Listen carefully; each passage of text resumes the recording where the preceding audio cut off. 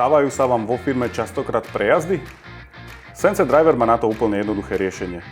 Vďaka tomu, že sa vidíte na mape všetci kolegovia a vidíte sa zároveň aj farebne, kto je voľný a kto obsadený, plus využívate ideálne aj vysielačku na spoločnú komunikáciu, vďaka tomu si viete veľmi rýchlo dať medzi sebou vedieť, kto by danú zákazku mohol vybaviť efektívnejšie.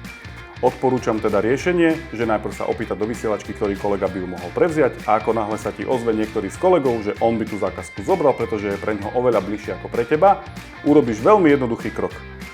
Vyberieš danú zákazku, v mojom prípade je táto jedna, kliknem na tlačítko presunúť a keďže kolega Adrian Veselý mi povedal, že on to vezme, klikneš na ňo a dáš presunúť zákazku. Vďaka čomu zákazka okamžite preletí ako balíček do jeho aplikácie, kde on si ju jednoducho príjme, má na toho zákazníka telefónne číslo, vie si ho presunúť takisto, má všetky jeho informácie a vďaka tomuto celému mechanizmu si práve kolegovi pomohol ušetriť prejazdové kilometre, ty si sa zbytočne nepreviezol cez polovicu mesta, vďaka tomu ste obidvaja efektívne zarobili a čo je fér,